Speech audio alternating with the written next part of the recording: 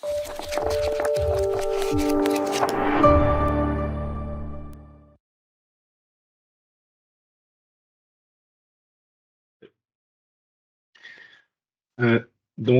aujourd'hui, on va aborder un sujet qui est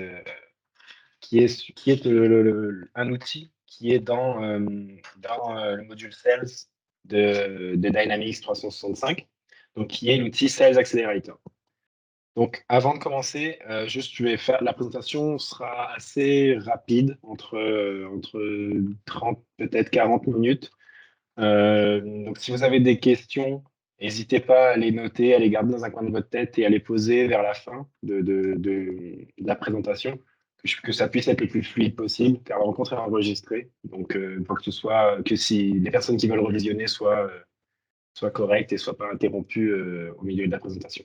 Par contre, s'il y a quelque chose qui ne va pas, si vous voyez plus mon écran, si vous m'entendez plus ou quoi que ce soit, n'hésitez pas à m'interrompre et on pourra régler ce souci-là le plus vite possible. Donc, alors, Sales Accelerator, qu'est-ce que c'est? C'est un outil qui fait partie du module Sales. Vous l'avez peut-être déjà vu dans votre CRM récemment, ou alors si vous avez fait une implantation récente. Il se présente à quoi il sert concrètement, cet outil. C'est un outil qui va servir euh, pour les représentants des ventes, qui a une certaine configuration qui se met en place dans le CRM directement. Ce n'est pas de la configuration très poussée, ça peut être fait directement via l'interface CRM. Du coup, aujourd'hui, on va passer sur certains points, donc notamment à quoi ça sert l'outil Sales Accelerator, à qui il est destiné, quelles sont ses configurations principales. Et ensuite, on va faire un petit test de tout ce que je vais expliquer là dans cette diapo. Cette diapo va être très très courte. Le plus gros de la présentation se fera directement dans le CRM. Donc concrètement, à quoi sert cet outil et à qui il est destiné? Donc Sales Accelerator, son rôle, c'est de faciliter la gestion principalement des prospects et des opportunités, mais également des comptes et des contacts qui sont rattachés à ces prospects et ces opportunités. Son rôle, c'est également de hiérarchiser les clients et les tâches qui leur sont associées de manière la plus intelligente possible. En effet, dans Sales Accelerator, il y a aussi l'intégration d'une intelligence artificielle, donc, qui est intégrée directement dans le module de vente et qui permet d'avoir des informations sur, on le verra plus tard dans l'outil, des intégrations, des informations sur la pertinence de l'opportunité, du lead, et d'avoir un score d'opportunité et de lead en fonction de diverses informations recueillies par le CRM. Donc, son rôle, c'est également de regrouper les informations importantes afin de les afficher de manière la plus intuitive possible. Donc, encore une fois, regrouper toutes les informations qui sont présentes dans le CRM pour pouvoir les afficher de la manière la plus intuitive possible, que les représentants des ventes ou les managers aient le moins de travail possible à faire pour avoir les informations à portée de main. Le but, c'est vraiment d'apporter les outils, d'apporter tout ce qui est tout ce qui peut faciliter la gestion des prospects et des opportunités directement à portée de main du vendeur ou du manager. Mais également faciliter la communication avec les clients. Donc ça, je vais un peu moins en parler, car c'est l'intégration d'outils, par exemple l'intégration de Teams, qui s'est faite assez récemment, qui est, il me semble, toujours en preview pour le moment dans le CRM. Et donc, du coup, ces outils vont permettre directement de passer des appels, par exemple via Teams, directement depuis le CRM, et vont permettre une aisance, une facilité d'utilisation du CRM et notamment de l'outil Sales Accelerator. Qui peut utiliser cet outil? Ce sera principalement le représentant des ventes, les managers d'équipe de vente, mais concrètement, on va le voir un peu plus tard dans le CRM directement, toute personne qui possède un rôle de sécurité nécessaire. Cet outil est 100% configurable. On peut ajouter des rôles de sécurité spécifiques, tout comme on peut permettre à absolument tous les utilisateurs du CRM de pouvoir entrer dans l'outil, de l'utiliser et d'avoir toutes les fonctionnalités possibles de l'outil. Donc concrètement, Sales Accelerator se configure assez facilement directement depuis le CRM. Donc il y a des configurations basiques, donc les séquences, les segments et les assignment rules, donc les règles d'assignation, qui se composent en deux parties, donc la gestion des teams et la gestion des règles d'assignation en elles-mêmes. Donc concrètement, comment ça se présente? Les séquences permettent de créer, comme son nom l'indique, des séquences d'activités qui sont définies dans le temps. C'est-à-dire que chaque étape crée un élément de travail dans Sales Accelerator pour le vendeur à qui il est assigné. Donc, c'est-à-dire que ça va être le même principe qu'un business process flow, pour ceux qui connaissent un peu le flow, le ruban qui a au-dessus des leads et des opportunités pour pouvoir suivre son opportunité jusqu'à la fermeture. Donc, ça va être le même principe, mais avec des tâches. Donc, c'est-à-dire que ce sera des tâches, donc un email, un appel ou d'autres tâches qui sont prédéfinies afin de faciliter la gestion de l'opportunité ou du lead et de permettre de clôturer la vente le plus rapidement possible et le plus efficacement possible. Donc, on va voir aussi dans le CRM directement comment on configure ces séquences et comment on peut les attribuer à certains leads. Donc, c'est là qu'entrent en jeu les segments. Donc, les segments, ça permet de regrouper les prospects ou les opportunités en fonction de différentes conditions et d'attribuer à ces opportunités et à ces prospects une séquence qui leur seront propres. Donc, par exemple, si on prend un exemple global, une opportunité dont le client qui a fait une demande à votre entreprise veut acheter, par exemple, dans le mois qui suit, donc un achat assez rapide, et ben, si on configure les segments pour que toutes les opportunités qui ont une date estimée de clôture dans les 30 prochains jours, et ben, toutes les nouvelles opportunités qui vont rentrer avec une date de clôture estimée dans les 30 prochains jours vont se voir attribuer un segment spécifique. Donc, bien sûr, chaque segment, comme je l'ai dit avant, est personnalisable. Donc, s'il y a un segment, on peut mettre des temps d'attente également dans les segments, ça, je n'ai pas précisé. Donc, chaque temps d'attente, s'il y a des temps d'attente de 5 jours, une semaine, 2 semaines, forcément, ces temps d'attente vont différer si le client veut absolument acheter dans les 30 prochains jours ou si le client a pour projet d'acheter dans les prochains 6 mois ou autre, par exemple. Donc, c'est à ce moment-là que les segments et les séquences vont entrer en jeu et vont différer. Troisième partie, c'est les paramètres d'équipe.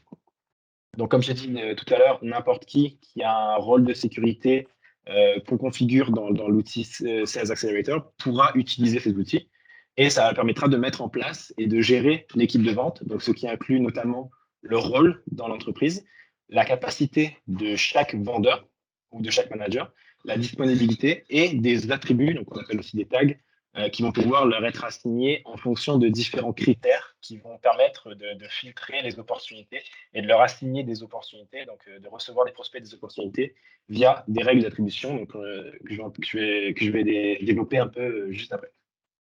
Donc concrètement, ces personnes-là sont des utilisateurs CRM normaux avec des rôles de sécurité qu'on a désignés depuis avant. C'est-à-dire que même si le rôle de sécurité, c'est un rôle de sécurité qui a déjà été créé, on peut l'associer à Sales Accelerator et pour dire que ce rôle de sécurité-là, tous ceux qui ont ce rôle de sécurité pourront utiliser Sales Accelerator. Donc, c'est vraiment un outil qu'on peut intégrer sur un CRM existant. On n'est pas obligé de l'intégrer à l'implantation du CRM. Ça, c'est pas du tout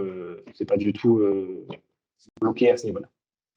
Donc, on a également les règles d'assignation, donc qui permettent de créer des règles qui vont attribuer des prospects et des opportunités aux vendeurs et aux équipes. Donc, de la même manière que les utilisateurs fonctionnent dans le CRM, on pourra créer des équipes par business unit, par exemple, ou des teams, tout simplement, et attribuer via ces assignment rules les prospects et les opportunités qui arrivent en fonction des attributs de chacun.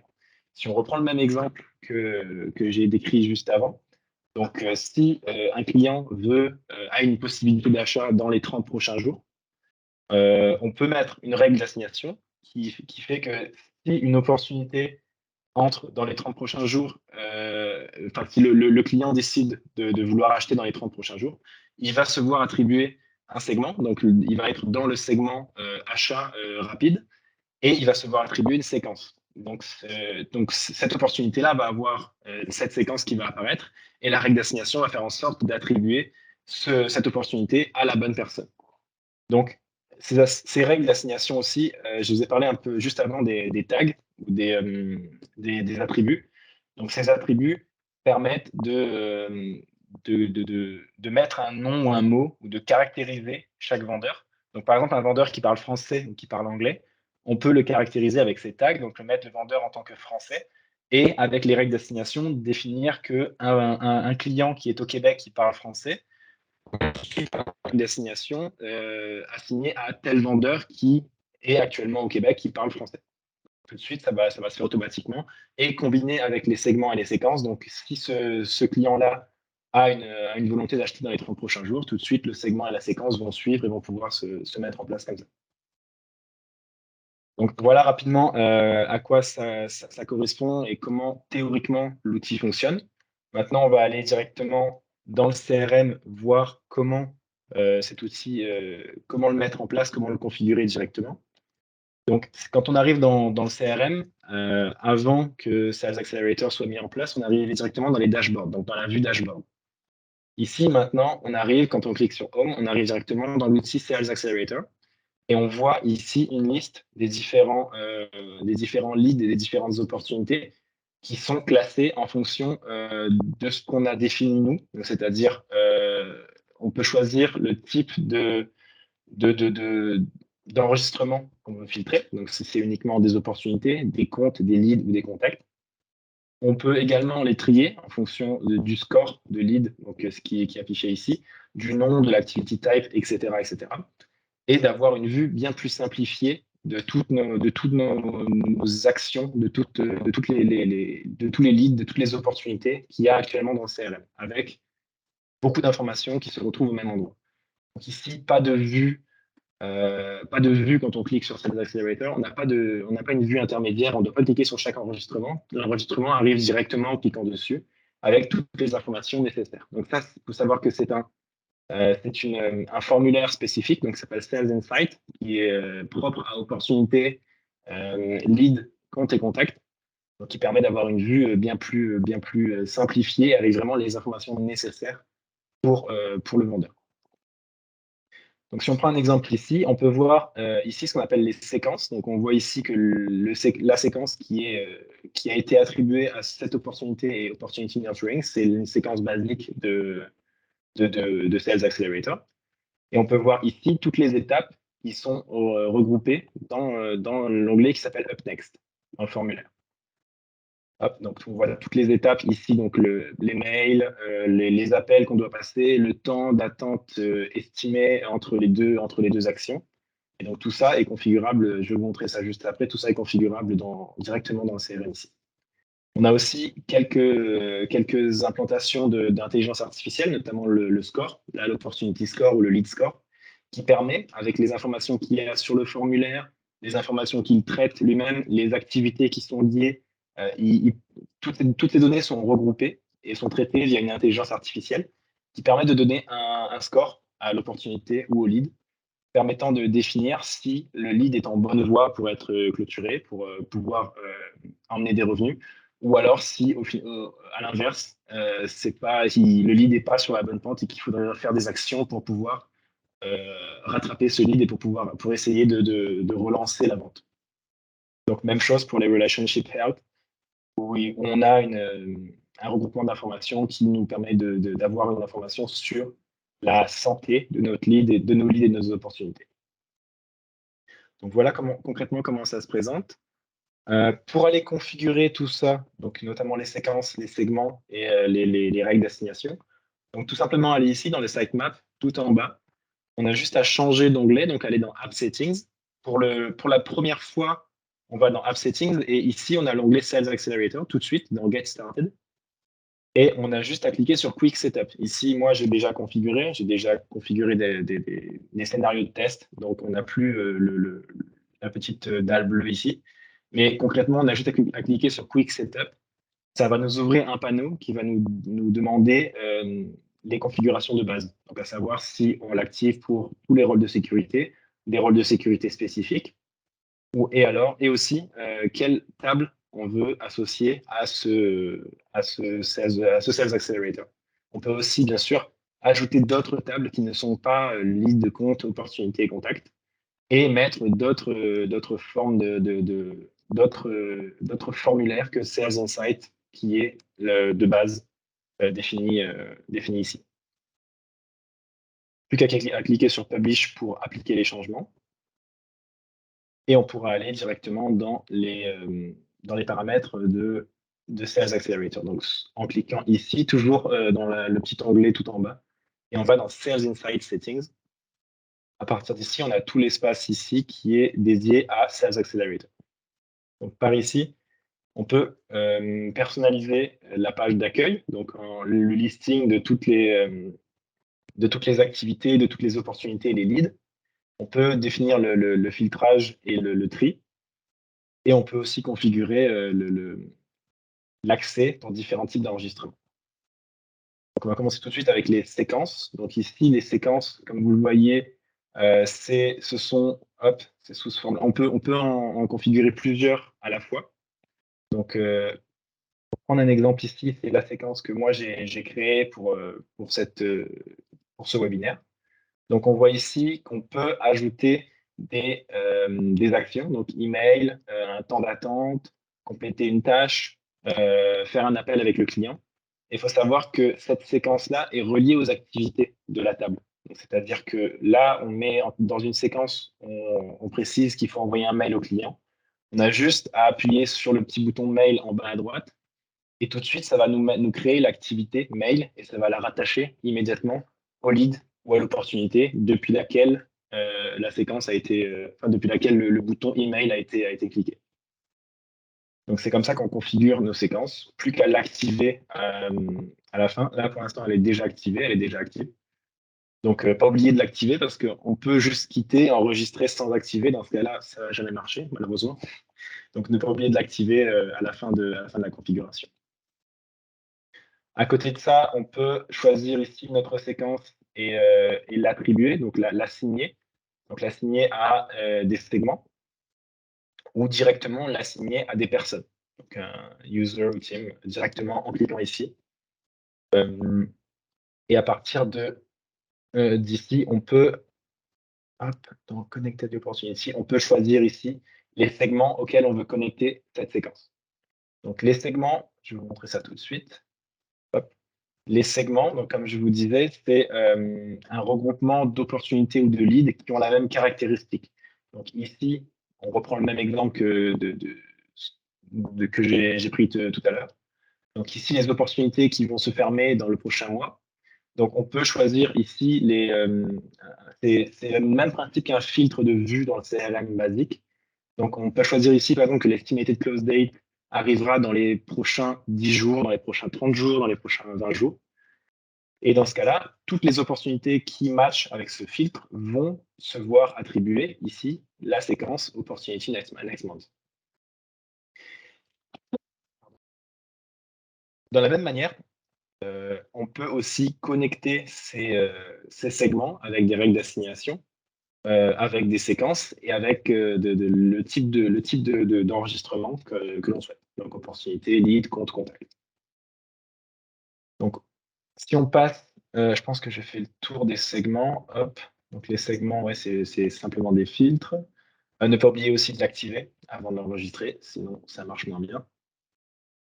Et on passe maintenant aux règles d'assignation. Donc, dans les règles d'assignation, on a deux parties. Donc, la partie configuration des teams et des personnes, des vendeurs. Donc ici, on voit, on a une vue simplifiée de, par exemple, ici, c'est la business unit de base. Donc ici, c'est un CRM de test. Donc forcément, on n'a qu'une seule business unit. On n'a pas vraiment d'utilisateurs concrets. C'est que des utilisateurs basiques CRM. On peut choisir quel utilisateur aura accès à l'outil Sales Accelerator. Et une fois choisi, on peut aller directement dans Enable for Assignment. Et là, on aura uniquement les utilisateurs qui seront qui pourront utiliser l'outil Sales Accelerator. Donc ici, pareil, on peut définir l'accès pour les teams, donc choisir les rôles de sécurité spécifiques ou tous les rôles de sécurité des utilisateurs qui utilisent le CRM. On peut aussi créer ce qu'on appelle des attributs. Donc les attributs, c'est ce qu'on voit ici. Par exemple, ici, moi, j'ai créé un attribut langage. Il faut savoir que ces attributs peuvent se coordonner avec un champ qui est présent dans le CRM. Donc, par exemple, le champ, s'il y avait un champ langage dans les tables lead ou opportunité, on aurait pu coordonner ce champ-là avec un attribut pour un utilisateur ou pour un lead, oui, c'est ça, pour un utilisateur ou pour une team. Donc ici, moi, le champ langage n'existait pas, donc j'ai créé le champ langage juste de manière directement avec, sans avoir un rapport avec un champ de CRM. Donc ici, je mets en anglais et français. Donc tout simplement, appliquer ces différents attributs aux vendeurs selon les attributs qui leur correspondent.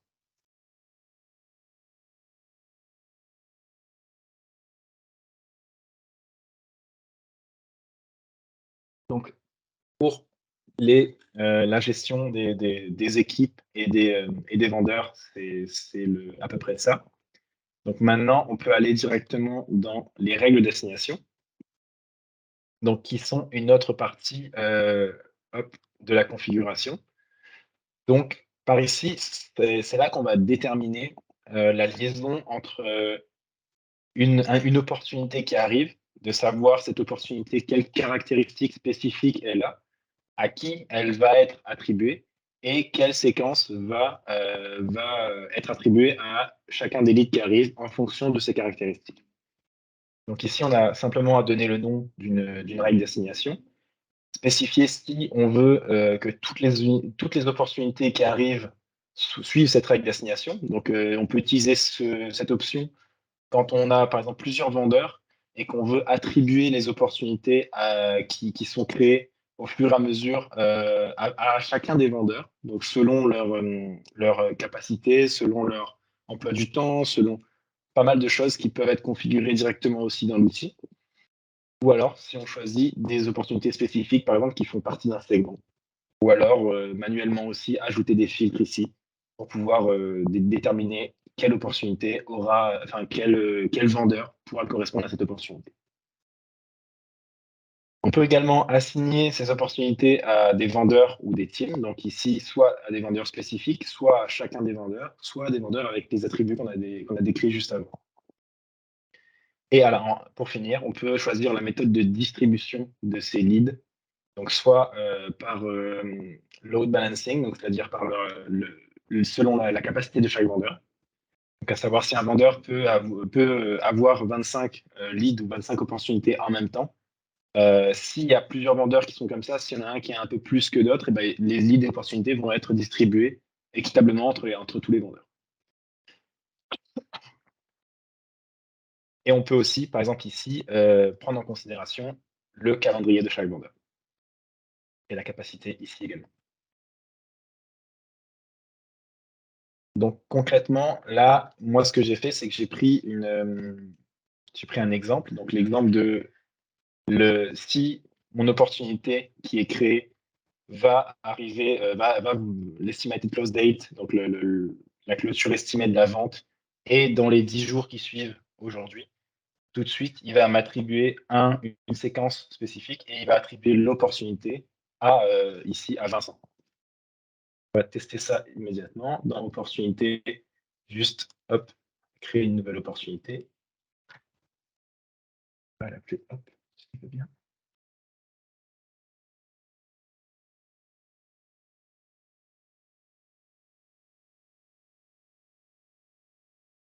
On va choisir un contact, c'est juste pour la démo. Hop.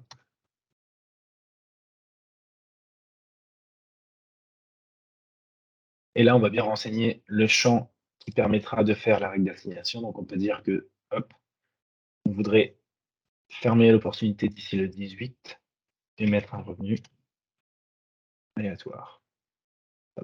Là, je vais juste changer de owner pour bien faire en sorte que ce ne soit pas moi le owner et puis pour bien montrer que au final, l'opportunité sera bien assignée à moi une fois que la règle sera faite. Donc bien sûr, tout ça, là on voit que l'opportunité est enregistrée. Pour l'instant, c'est encore le vendeur qui l'a créé qui y est et on n'a pas encore de séquence. Ce qui est normal parce que pour l'instant, tout ça est géré via des flows qui sont utilisés notamment par Power Automate. Donc, c'est pas des flows c'est des flows qui sont en temps réel, mais qui sont en arrière-plan. Donc, c'est-à-dire que c'est pas immédiat. Ça va prendre quelques secondes. Donc là, si on rafraîchit, on devrait pouvoir voir, voilà, tout simplement que là, l'opportunité m'a été attribuée automatiquement. Et que là, pour l'instant, la séquence n'est toujours pas arrivée. Ça va venir. Voilà, parfait. Et là, on peut voir que la séquence a été attribuée automatiquement. Donc, juste patienter une dizaine de secondes pour que ça attribue tout ça, pour que le flow roule en arrière-plan et qu'il puisse déterminer quelle règle, quelle séquence et quel segment. Et tout ça sera attribué dans les secondes qui suivent l'enregistrement de l'opportunité. Donc ici, on voit notre séquence qui est affichée ici. On voit l'assistant aussi qui nous montre les informations de l'opportunité actuelle, et le owner qui est devenu du coup le vendeur qu'on a décidé dans les règles d'assignation. Voilà globalement la présentation. Je ne sais pas si vous avez des questions, n'hésitez pas. Si vous avez juste des remarques, n'hésitez pas également. En tout cas, merci beaucoup de m'avoir écouté. Et ben, écoutez, n'hésitez pas s'il y a quoi que ce soit. Merci Vincent. Merci à vous. Merci.